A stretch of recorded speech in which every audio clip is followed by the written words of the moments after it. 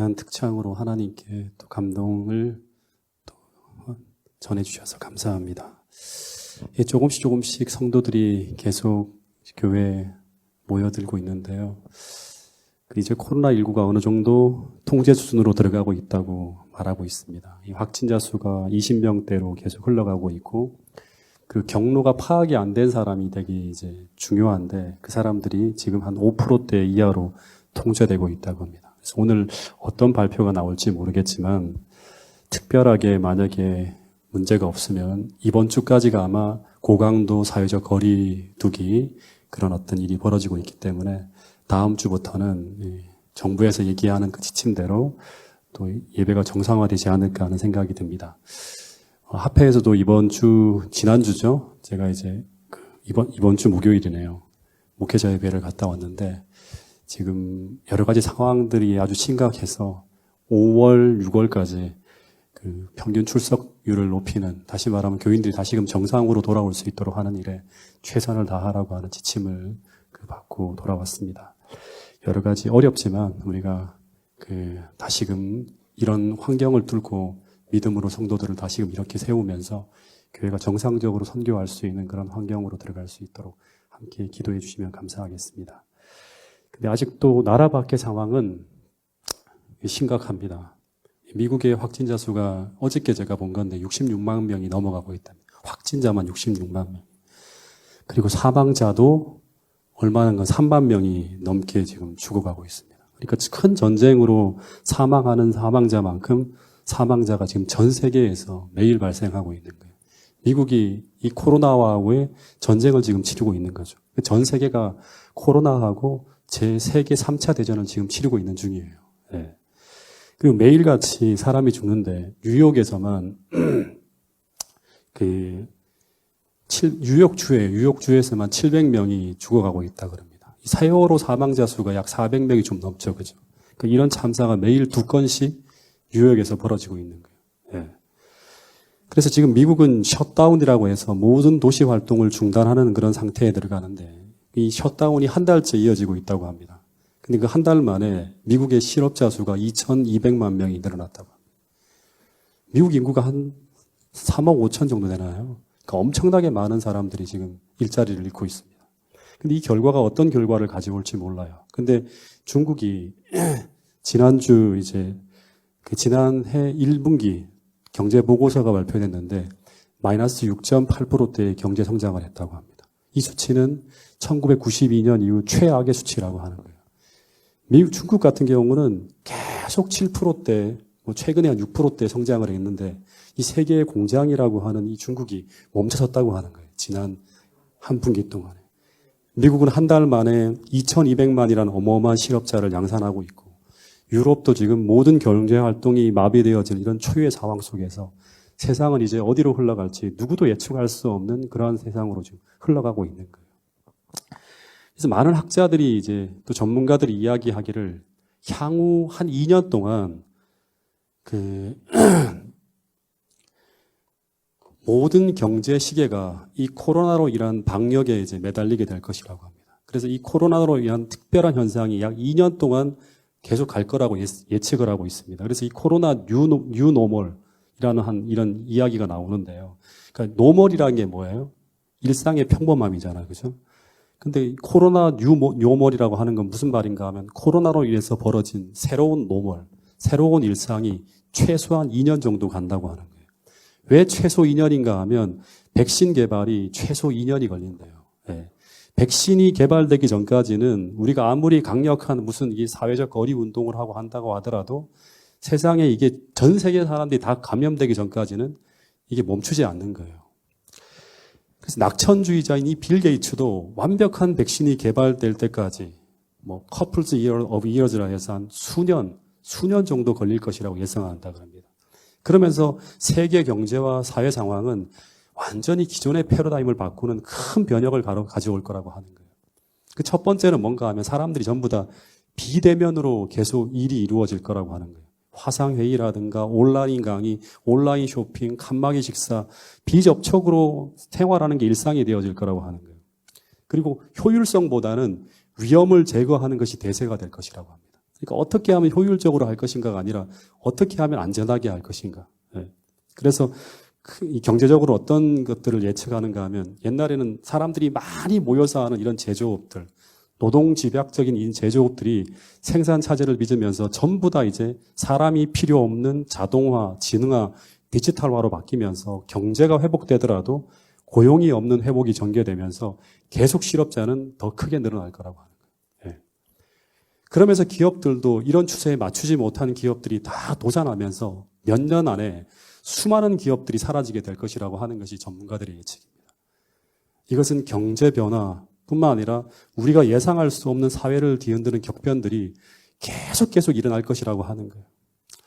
더하여서 우리가 생각해 보는 것은 뭔가 하면 이 코로나 바이러스 하나만으로도 힘든데 우리가 전혀 예상치 못한 또 다른 바이러스가 내년에 생겨나고 또 전 지구적인 온난화로 인해서 전 세계적인 기상이변이 닥칠 수도 있다고 하는 거예요. 그래서 이런 세상은 앞으로 우리가 어떻게 본다 그러면 우리가 타고 있는 이 지구라는 배가 마치 경랑의 파도 속을 헤쳐나가는 것 같은 그런 경험을 하면서 이 마지막 시대를 지나가게 될 것이라고 하는 거예요. 근데 이런 모든 것이 불확실한 시대, 모든 것이 요동치는 가운데 수많은 두려운 파고가 계속 우리를 덮치면서 우리의 일상과 생애를 뒤흔드는 이런 종말적 시대를 우리가 지나가게 될 것이라고 하는데 이러한 때 우리는 우리가 서 있는 위치를 다시금 확인해야 돼요. 막 돌아가는 현상만 보고 쫓아가서는 안 된다고 하는 거예요.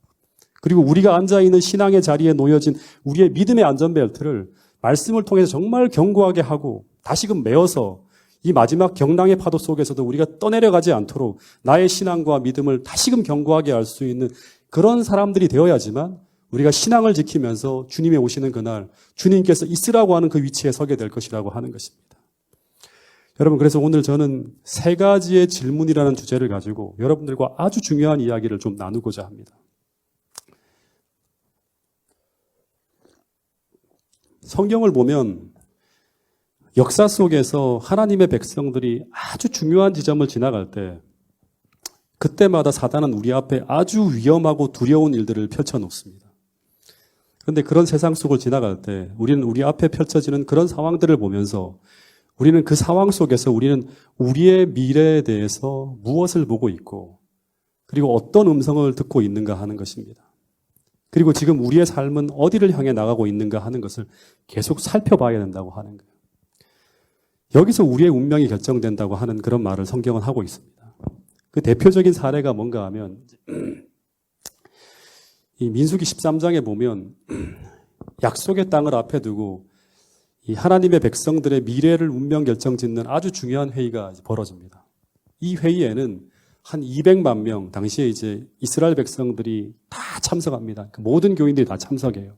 그리고 12명의 대표들이 가나안에 잠입했다가 돌아와서 그 정탐을 한 후에 교회 앞에 보고를 하고 있었습니다. 그 총회에 이제 보고를 하는 거죠. 근데 40일 만에 돌아온 그 12위원들의 보고는 나누어져 있었습니다.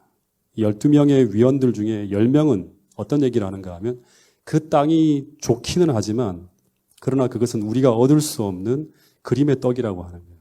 한마디로 말하면. 그리고 나머지 두 사람은 우리는 다 다른 것을 보았다고 하는 거예요. 그러면서 뭐라고 하는가 하면 전진하자. 그 땅을 우리가 분명히 얻을 수 있다는 그런 말을 하고 있었습니다.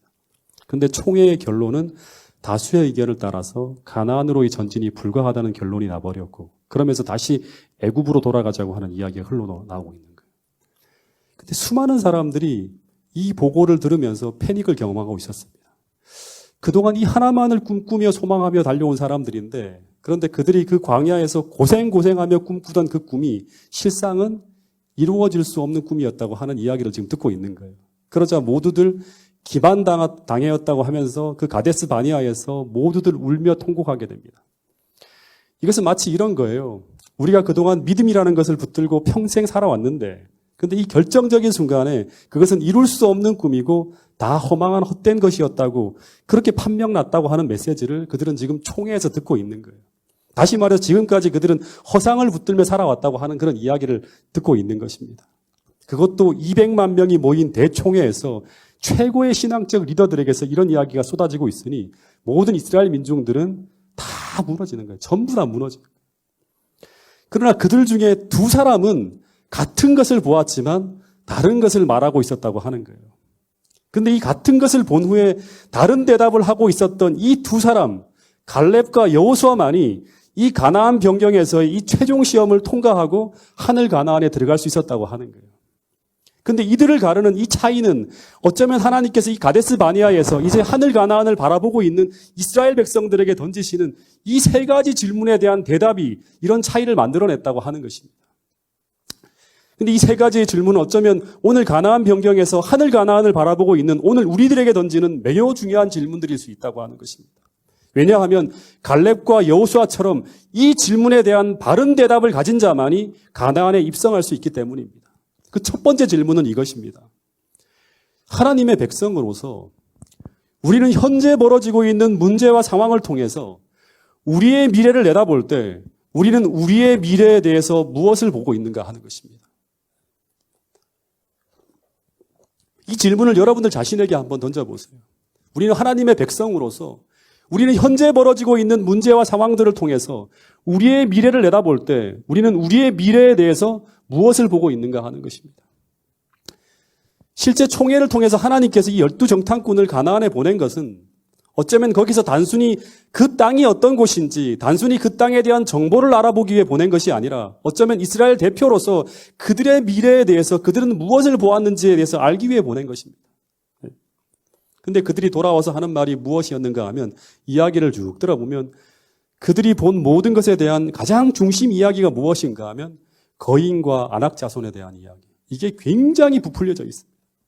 다시 말해서 그들이 본 모든 것은 그들의 도전을 불가능하게 하는 견고한 요새와 거인과 그 거인들이 들고 있는 강한 무기들 뿐이었다고 하는 것입니다.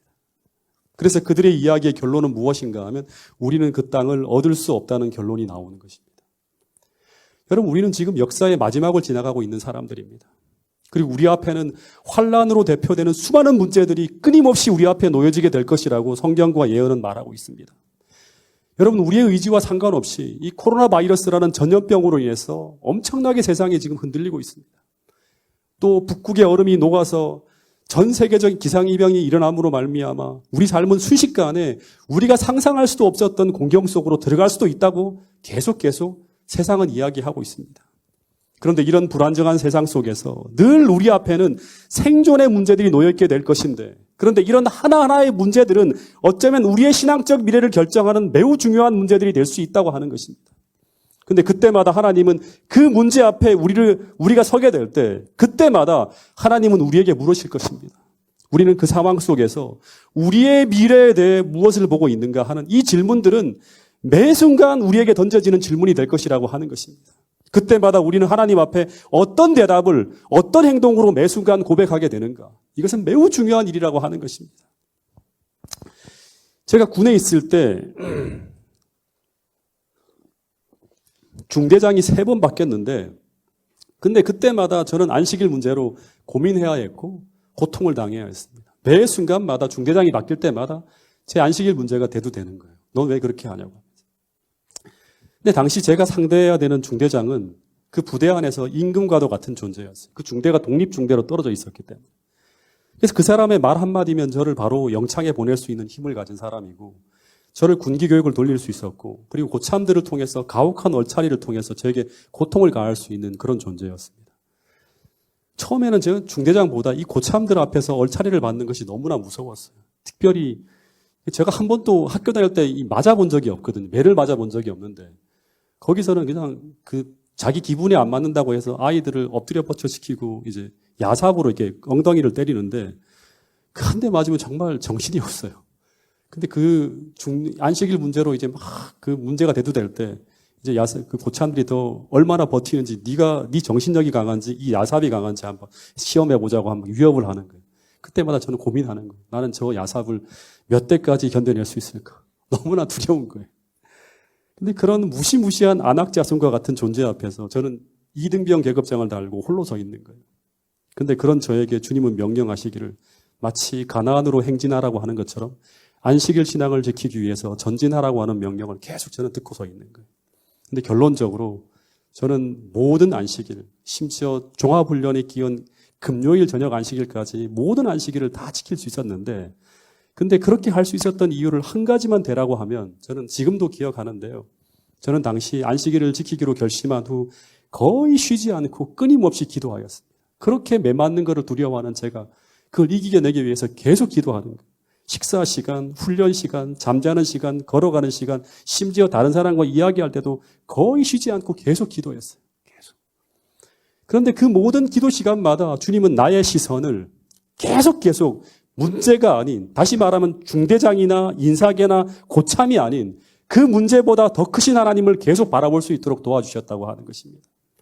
여러분, 그래서 지금 가나안 병경인 그 가데스 바니아에서 내가 전진해 나가야 할 가나안을 바라볼 때 우리는 우리의 미래에 대해서 무엇을 보고 있는가? 이것은 너무나 중요한 질문이라고 하는 것입니다. 그 당시 갈렙과 여호수아는 무엇을 보고 있었을까요? 당시 갈렙과 여호수아는 가나안 안에 있는 그 무시무시한 거인 족속인 아낙 자손과 호전적인 아모리 족속을 보고 있었을까요? 절대 그렇지 않습니다. 그들도 그들의 무서운 무기와 그들이 구축한 산성과 요새는 다 보았을 것입니다.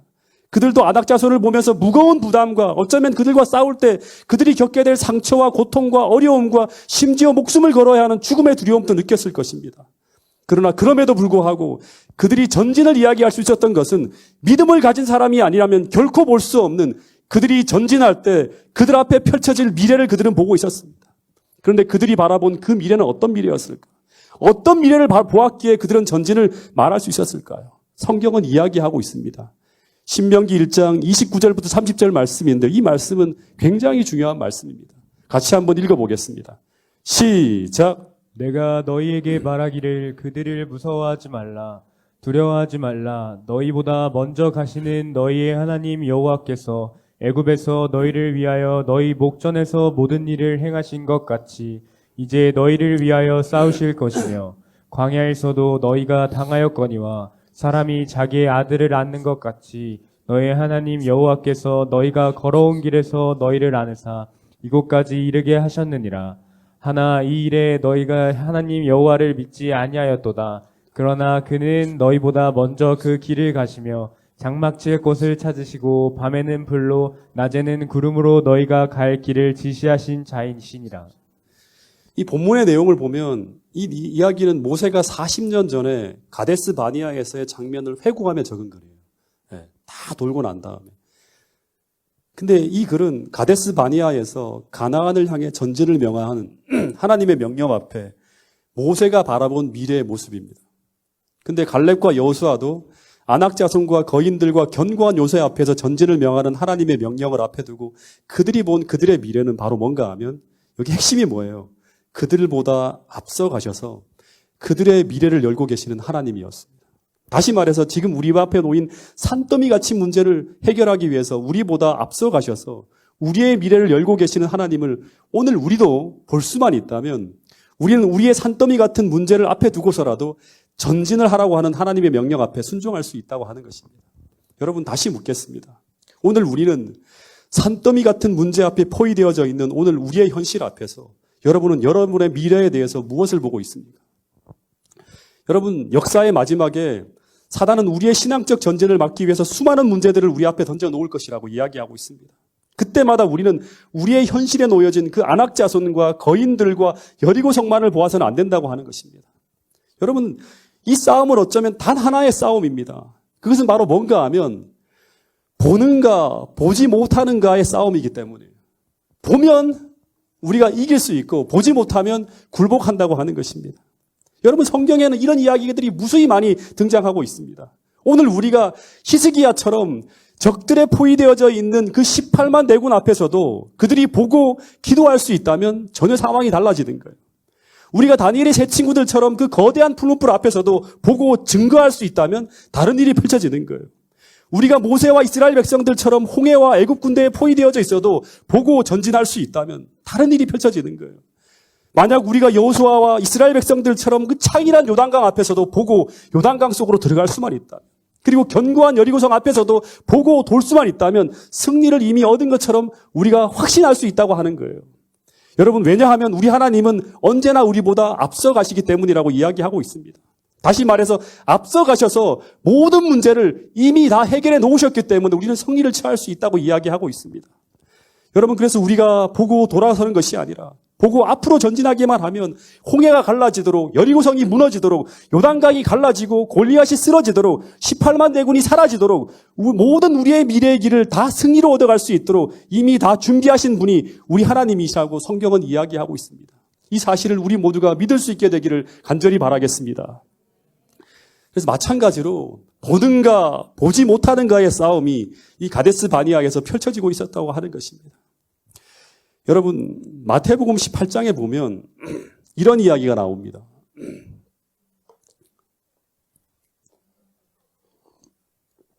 이 제자들이 스스로 통제할 수 없는 폭풍 속에서 아주 두려움에 떨며 요동치고 있었습니다. 근데 그들은 호수를 건너가야 했습니다. 근데 그때 주님은 어떻게 하셨는가 하면 이 고물에서 주무시면서 가만히 계셨다고 합니다. 근데 이 장면은 어떻게 보면 무언으로 그 제자들에게 어떤 메시지를 던지고 있었어요. 이 고물에 누워 주무시면서 아마 주님은 제자들에게 이런 말씀을 하고 계셨을 거예요. 지금 너희는 그 폭풍 앞에서 너희 미래에 대해서 무엇을 보고 있었는가를 묻고 있었을 것입니다. 다시 말해서 너희는 지금 나와 함께 이 폭풍 속을 지나가면서도 그 폭풍의 크기와 위험을 보고 있는가? 아니면 폭풍을 진정시킬 수 있는 그분이 그들과 함께 그 배에 타고 계시고 그리고 평안히 주무시고 계심을 보고 있는가? 이것의 문제예요. 이것의 문제. 여러분, 오늘 우리는 우리 인생이 거대한 문제로 압도당하는 일이 벌어질 때마다 항상 우리는 두 가지의 선택을 할 수 있습니다.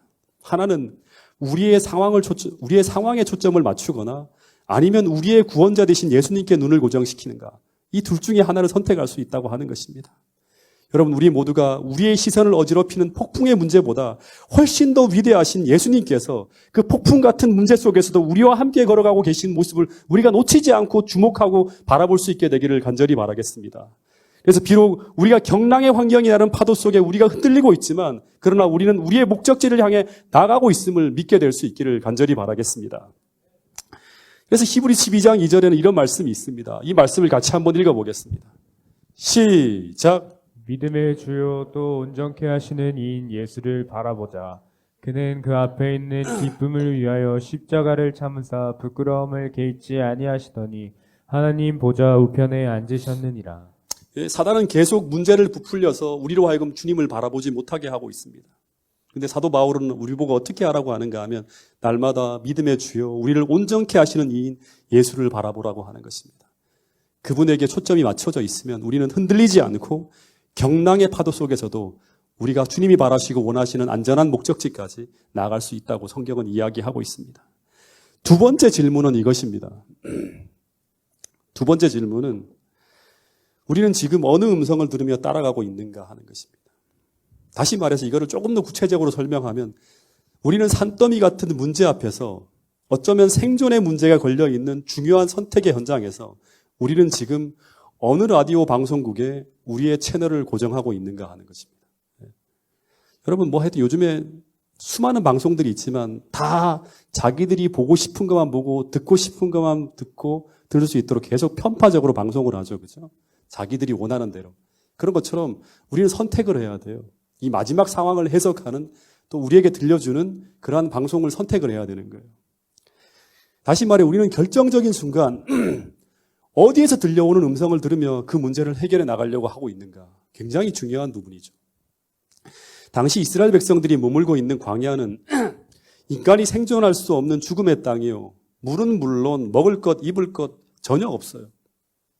그리고 온갖 전갈과 독사와 그리고 호전적인 적들이 길을 막고 있는 생존이 불가능한 죽음의 땅이었어요. 그런 땅을 걸어갈 때 당시 이스라엘 백성들의 귀에 들려오는 음성은 크게 두 가지 음성이었어요. 전부 생존을 위해 이렇게 하라고 하는 거예요. 하나는 생존을 위해 애굽으로 돌아가라고 하는 거예요. 다시 말해서 그 길을 선택해서 걸어가면 망하고 죽는다고 하는 거예요. 지금이라도 빨리 돌아가라고 하는 거예요. 또 하나는 뭔가 하면 생존을 위해 가나안을 향해 나가라고 하는 음성이에요. 다시 말해서 그 길로 걸어가면 비록 환경은 죽음의 길이지만 그곳에는 하나님의 도움과 축복이 쏟아지는 생존의 길이 그 길이라고 하는 거예요. 근데 이 두 음성이 전부 다 우리의 생존을 위해서, 다시 말해 살기 위해 그렇게 해야 된다고 하는 음성입니다.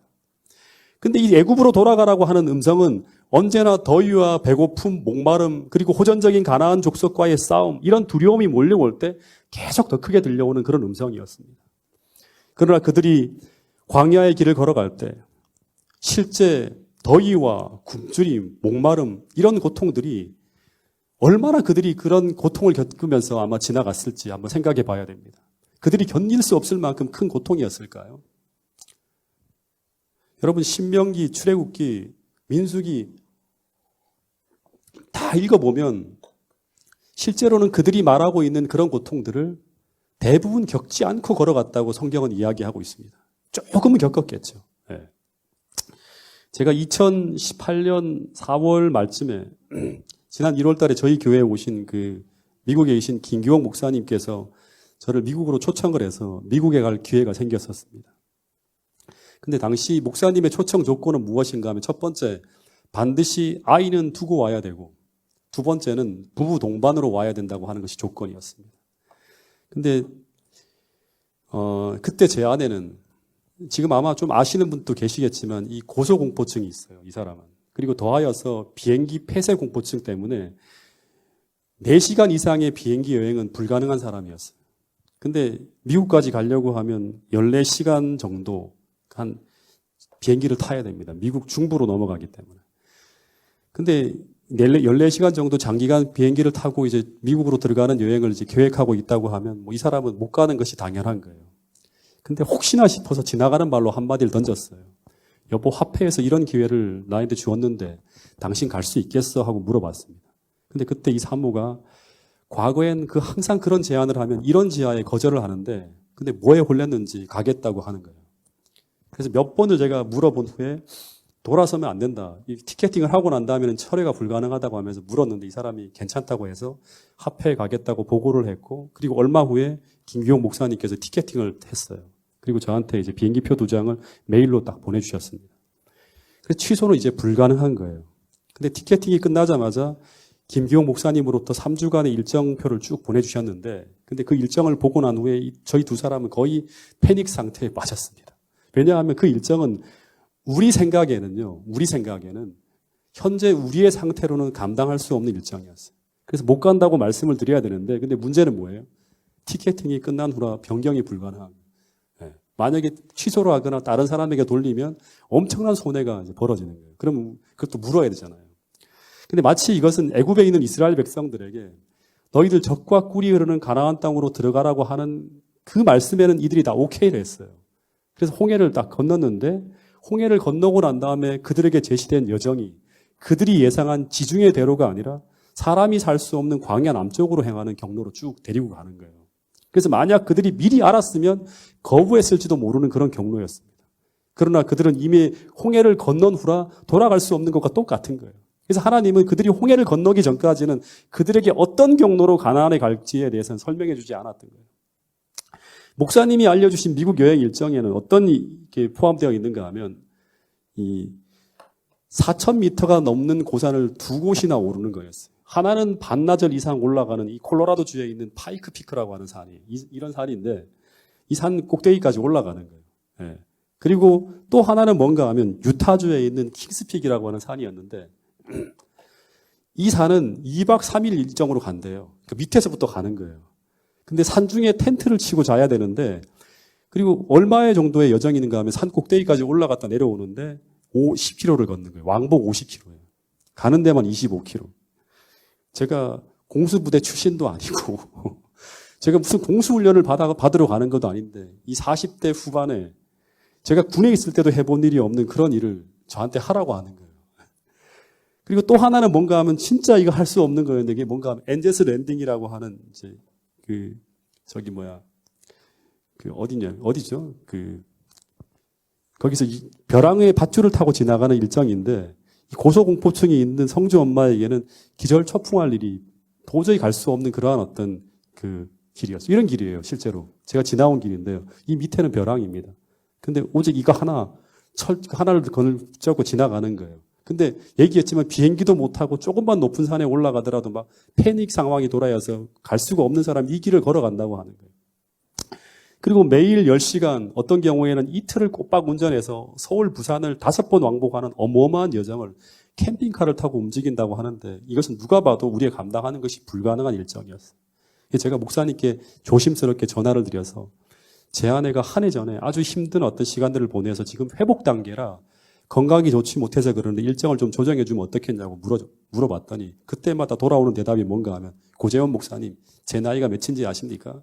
제가 60입니다. 60 그러는 거예요. 제가 가는데 목사님 내외는 끄떡없습니다. 그러는 거예요. 그때부터는 말을 붙일 수가 없는 거예요.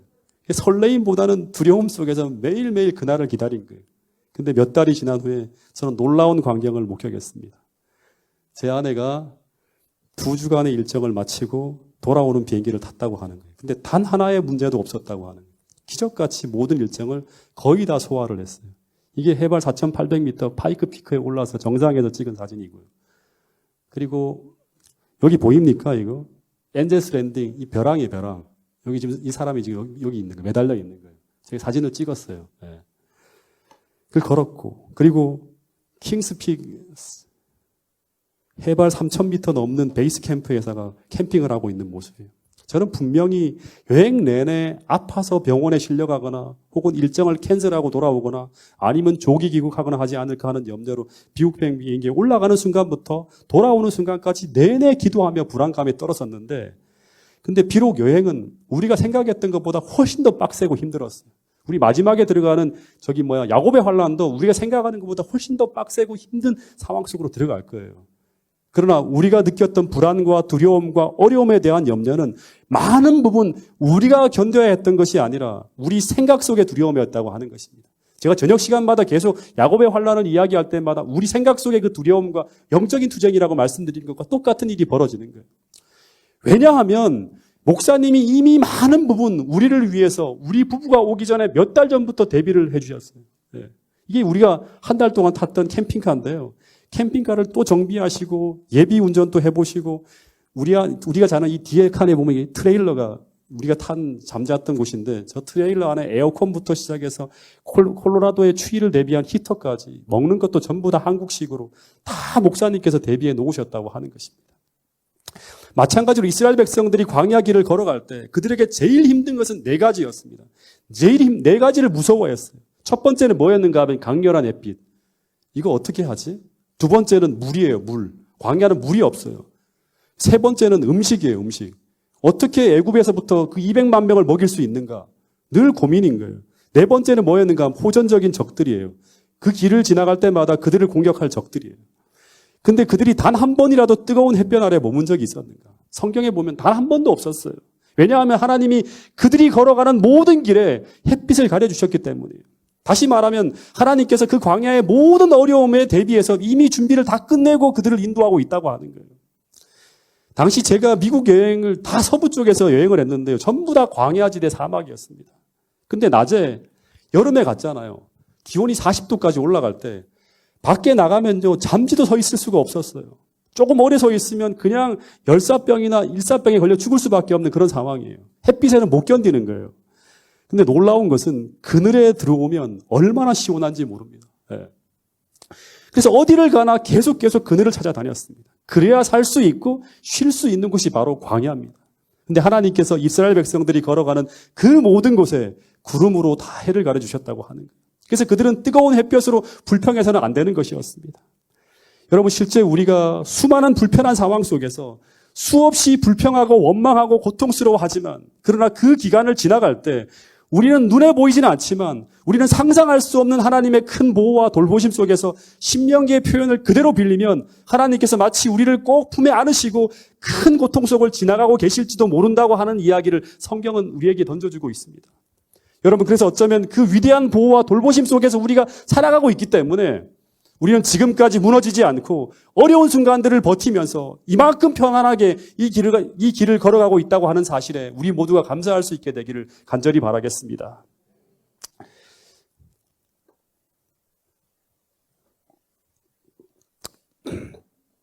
제가 또 하나 이제 콜로라도 주를 이제 걸어갈 때 이 그레이스 앤듐이라고 하는 콜로라도 주에 가장 큰 모래 언덕이 있었어요. 그곳을 한 2시간 정도 제가 걸었었는데요. 근데 모래 언덕을 걸어본 경험이 없어갖고 목사님께서 물이 많이 필요하다고 하는 거예요.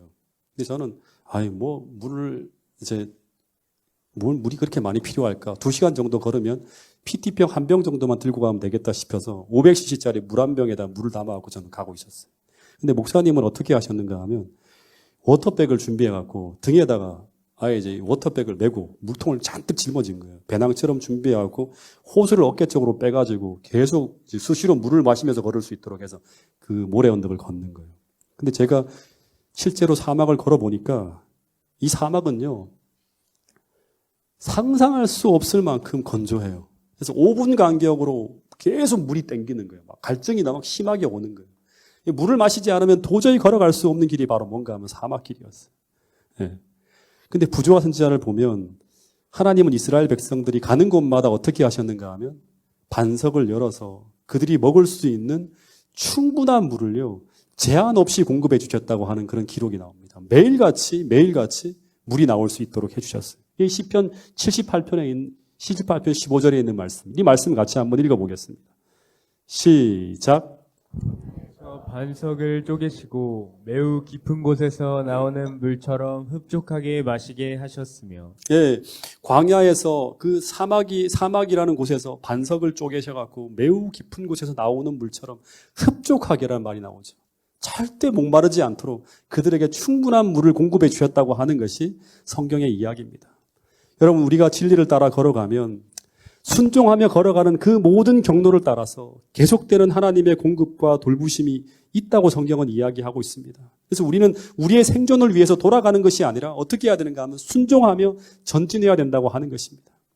여러분, 그래서 생존을 위해서 우리는 계속 가나안을 향해 전진하라는 음성을 들어야지 우리의 생존을 위해서 우리가 애굽으로 방향을 틀라는 소리를 들어서는 안 된다고 하는 것입니다. 그 소리를 듣고 반응하여 우리의 경로가 흐트러지는 순간 우리는 죽는 것입니다. 왜냐하면 그때부터는 하나님이 아닌 스스로의 생존을 모색해야 되는 상황이 벌어지기 때문이라고 하는 것입니다. 여러분, 그러나 그들이 하나님의 음성을 듣고 순종하며 걸어가는 모든 길에 하나님은 매일매일 만나라는 양식을 공급해 주셨고, 아무리 강하고 호전적인 아모리 족속이 쳐들어와도 하나님의 개입으로 막아주셨고, 뿐만 아니라 그들은 모르고 있었지만 전갈과 불뱀을 막아주시고, 그리고 그들의 신발과 의복이 헤어지지 않게 하시며 노약자와 어린이들 모두가 건강하게 걸어갈 수 있도록 계속 도우셨다고 신명기 8장에는 이야기하고 있습니다. 여러분, 그래서 모든 괴로움은, 그들의 괴로움은 육체적인 괴로움이 아니라 시시각각 변해가고 돌아가는 상황적 어려움 때문에 믿음이 흔들리며 겪는 심적인 두려움과 괴로움이 더 큰 것이었다고 하는 것입니다. 근데 그 두려움 중에 가장 큰 두려움은 무엇인가 하면 아마 우리가 잠시 붙들고 살아가고 있는 이 모든 것들이 모두 사라질까 하는 두려움이 가장 컸을지도 모르겠습니다. 여러분, 그런데 광야에서 우리가 잠시 붙들고 있는 모든 것, 그 모든 것들은 실은 다 잃어도 되는 것입니다. 왜냐하면 우리는 광야에서 살 사람이 아니에요. 광야에서 필요한 모든 것들은 가나안에 들어가면 전혀 쓸모없는 것들이 되어버리는 것들이 대다수입니다. 그러나 절대로 잃어버려서는 안 되는 것은 무엇인가 하면 오늘 우리가 가야 할 최종 목적지가 가나안이라고 하는 사실입니다. 다시 말해서 우리는 하늘에 살 사람이라고 하는 사실을 우리는 절대 잊어서는 안 된다고 하는 사실입니다. 그래서 여러분, 이 가나안이라는 최종 목적지를 향한 전진의 음성만을 우리가 계속 들으며 따라갈 수 있다면, 그리고 거기에 반응하여 우리가 움직이고 있다면 우리는 세상 끝날까지 하나님의 보호하심 속에 머물 수 있다고 하는 사실을 우리 모두가 잊지 않게 되기를 간절히 바라겠습니다. 마지막 세 번째 질문은 무엇인가 하면 우리는 지금 어디를 향해 걸어가고 있는가 하는 것입니다. 이스라엘 백성들이 광야에서 한 1년 3개월이면 끝날 그 일을 40년을 고생하게 된 이유는 무엇인가 하면 그 이유는 그들의 목적지가 흔들렸기 때문입니다. 그래서 하나님은 그들의 목적지를 확실히 다시금 정립할 때까지 광야에서 40년을 돌리시면서 신앙훈련을 다시 시키는 거예요. 당시 이스라엘 백성들은 애굽에서 출발할 때부터 그들의 목적지는 어디였는가 하면 가나안이었습니다. 그들은 계속 그곳을 향해 걸어가고 있었습니다. 그런데 그들이 그 코앞에까지 와서 다시 말하면 가데스 바니아에서 그들은 자신들이 가야 할 목적지를 잃어버린 거예요. 그래서 다시 하나님께서 그들의 목적지가 그 가나안이 될 수 있을 때까지 40년을 방황하게 만드는 거예요. 제가 2014년도에 처음으로 동아 마라톤에 이제 출전을 하게 됩니다. 제가 한 달도 채 준비가 안 된 기간에 출전하게 되었는데 그때 함께 출전한 목사님들은 제게 10km만 뛰라고 하는 거예요. 42.195km 풀코스를 뛰는 것은 불가능하다고 하는 거예요. 근데 제가 목사님들은 어떻게 하냐고 물었더니 저랑 같이 뛰는 사람 하나도 없고 전부 다 풀코스로 다 출전을 하는 거예요. 저도 그러면 풀코스를 해보겠습니다. 뭐 걸어도 되잖아요 하면서 얘기를 했어요. 그랬더니 목사님이 알아서 하라고 하는 거예요. 그래서 제가 한 달 동안 연습을 하고 난 다음에 이제 출발지가 광화문이에요.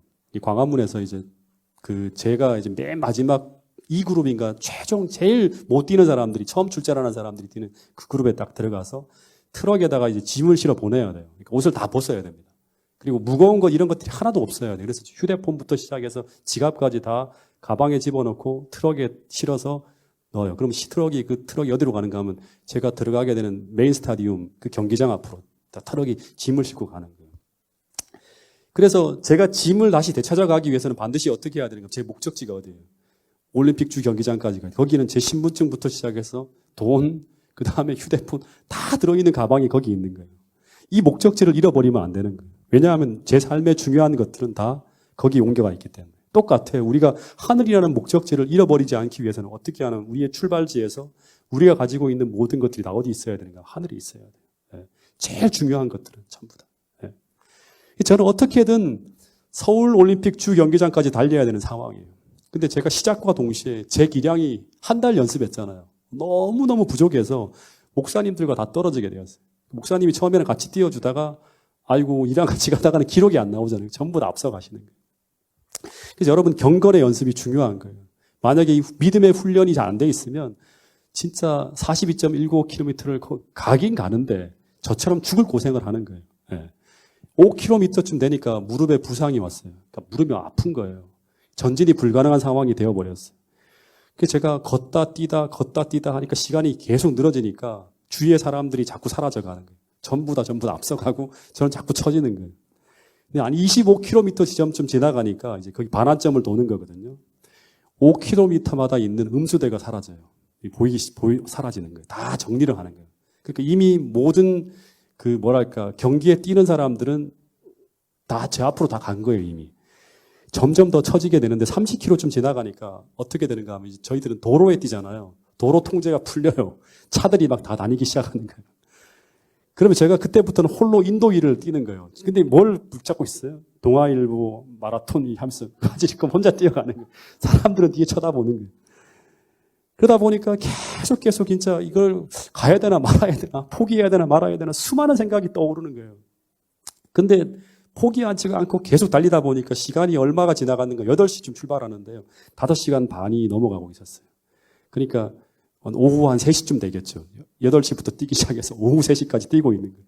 근데 딱 보니까 잠실대교가 딱 올라갔는데 올림픽 경기장이 보이니까 그리운 그 올림픽 경기 목표 지점이 보이기 시작하는 거예요. 예. 그래서 막 그때부터 나고된 사람들을 막 태워가는 버스가 쫓아와요. 이렇게 나고된 사람들이 중간에 막 못 달린 사람들 쫓아와서 버스 타세요. 경기 끝났습니다. 타세요 하는데 어떤 사람들은 타는데 저걸 타게 되면 어떻게 되는가 하면 이제 저는 나고자가 되는 거예요. 그러고 싶지 않은 거예요. 그냥 가라고. 저는 뛰어갈 거라고 하면서 보내버린 거예요. 근데 이제 마지막 2.19, 40km를 넘어서 하고 2.19km를 달리는데 그때는 다리가 올라오지가 않아요. 여러분 한번 시험해 보세요. 다리가 올라가지가 않아요. 그리고 질질 끌고 가는 거예요. 그리고 발바닥은 다 찢어졌어요, 전부 다. 그리고 터진 물집으로 만신창이가 되었고, 그리고 다리를 질질 끌면서 경기장을 향해 나가는데 2.19km를 보통 정상적인 상황에서는 한 1km를 한 5분, 6분 정도 뛰어요. 그러면 한 10분이면 갈 거리예요. 2.19km를 뛰면. 근데 얼마나 걸렸나 그러면 1시간, 5시간 반쯤을 지나서 거기 40km를 지났는데 1시간이 걸린 거예요. 1시간. 그러니까 마지막 2km를 얼마나 힘들게 갔는지 알 수 있을 거예요. 매 순간 주저앉고 싶었고 포기하고 싶었고 왜 내가 이런 짓을 하고 있나? 막 이런 생각이 막 드는 거예요. 근데 그때 제게 들려오는 두 가지의 음성이 있었는데 하나는 그냥 포기하라고 말하는 제 육체부터 들려오는 음성과 반대로는 끝까지 용기를 잃지 않고 신앙적으로 말하면 나를 기다리시는 하나님을 향해 달려가라는 음성이 계속 들려오는 거예요.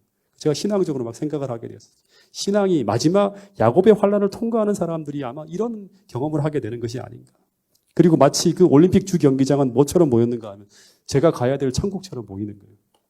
이게 정말 힘들고 고통스러웠지만 내가 끝까지 내가 가야 할 인생의 목표인 어떻게 보면 천국을 잃어버리지 않고 나가는 거예요. 그러면 끝까지 갈 수 있는 거예요. 그 올림픽 주 경기장을 향해서 몇백 미터 앞에 놓고 보는데요. 진짜 막 미치겠는 거예요. 막 몸은 안 움직여요. 이제 이미 거의 모든 게 다 고갈된 거예요. 체력이고 다리고 뭐고 다. 예. 그 올림픽 경기장 속으로 쫙 들어갔는데 정말 눈물이 나더라고요. 예. 그리고 경기장을 이렇게 한 바퀴를 돌아야 돼요. 바로 가지 않고 한 바퀴를 도는데 이 경기장 안에 사람들이 하나도 없잖아요. 근데 마치 천천만만의 천사들이 다 저를 막 손을 흔들면서 박수치고 환호하는 것처럼 보이는 거예요. 예. 그리고 최종 기록을 딱 보니까 6시간 반. 아무도 이 기록을 가진 사람이 없어요. 거의 그냥 다리를 질질 끌면서 간 거예요. 근데 저는 목적지를 잃어버리지 않았고 끝까지 내가 가야 할 곳을 향해 달렸습니다. 저는 속으로 이런 생각을 했습니다. 아무리 어려운 일이 벌어진다 하더라도 무엇만 잊어버리지 않으면, 목적지만 잃어버리지 않으면 우리는 땅에 속한 사람이 아니라 우리의 시민권은 어디에 있다? 하늘에 있다고 하는 것을 잃어버리지 않으면 분명히 하늘 본향을 갈 수 있다고 하는 거예요. 이 목적지를 잃어버리고 이걸 갈 수 없는 것으로 만드는 순간 내 머릿속에서 우리는 하늘을 잃어버리게 된다고 하는 것입니다. 여러분, 그 속에서 제가 마지막에 저의 가방을 들고 2시간 동안 기다린 사람이 누구였는가 하면 이 교회 전임 목사님이신 황희선 목사님이에요. 그분이 이미 2시간 일찍 들어왔는데 저를 기다리느라고 가방을 들고 아무도 없는 그곳에서 저를 기다리고 있었어요. 마치 예수님처럼 보이는 거예요. 예. 여러분, 제가 목회를 오래 하진 않았지만 저는 때때로 내가 왜 목사가 되어서 이런 무거운 부담을 지고 살아가는 것일까라고 생각할 때가 참 솔직히 많았습니다. 그냥 이전처럼 집사로서 신앙생활을 하면서 지내면 좀 더 편하게 신앙생활을 할 수 있을 텐데 하는 생각이 가끔씩, 아니 솔직히 말하면 자주 있었습니다. 때로는 목회자라는 자리가 제게 어울리지 않는다고 느껴질 때, 그리고 때로는 내가 모자란다는 생각을 하게 될 때, 심지어는 이 목회직이 신앙적으로 도움이 안 된다고 느껴질 때 솔직히 진지하게 이 길을 떠날까도 생각을 많이 해봤습니다. 왜냐하면 모든 목사님들이 다 그럴 것이지만 이 목회직은 하나의 직업으로, 다시 말해서 밥을 먹고 살기 위해서 이 일을 시작하는 사람은 거의 없기 때문입니다.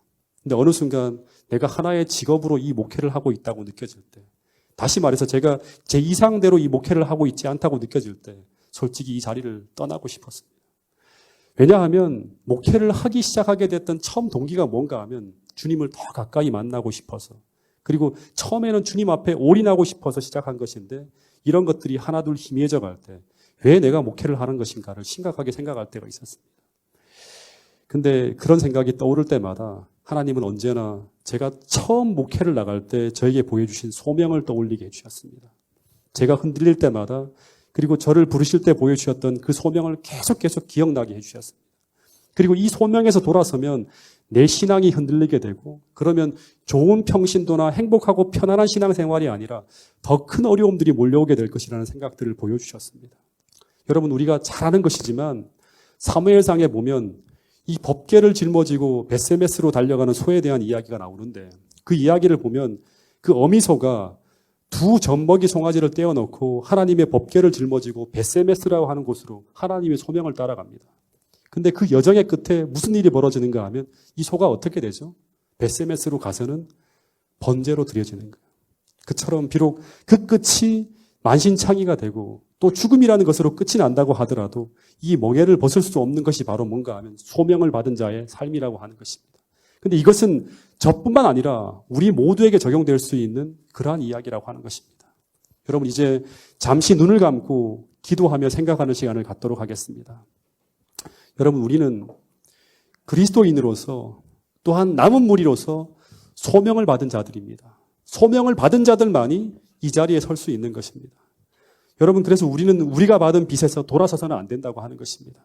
실제로 이스라엘 백성들이 가데스 바니아에서 그들이 받은 그 소명에서 돌아섰을 때 그들의 역사는 엄청난 혼란과 어려움에 직면하게 됐다고 하는 것이 신명기와 민수기의 이야기입니다. 여러분, 재림교인으로서 우리가 받은 소명이 무엇인지를 반드시 확인하시고, 아무리 힘들고 아무리 어렵고 아무리 고통스러운 현실이 우리 앞에 놓여있다 하더라도 갈렙과 여호수아가 모세를 통해 들은 그 음성과 그 비전과 그 길을 바라보며 끝까지 그 길을 걸어갔듯이 우리도 끝까지 이 받은 소명에서 돌아서지 않는 저와 여러분들이 되실 수 있기를 간절히 바라겠습니다. 여러분, 지금 세상에 벌어지는 사건과 그리고 오늘 여러분 앞에 놓여진 문제 앞에서 여러분은 여러분의 미래에 대해서 지금 무엇을 보고 있습니까? 그리고 지금 여러분은 어떤 음성을 따라가고 있습니까? 그리고 지금 여러분의 삶의 방향은 어디를 향해 가고 있습니까?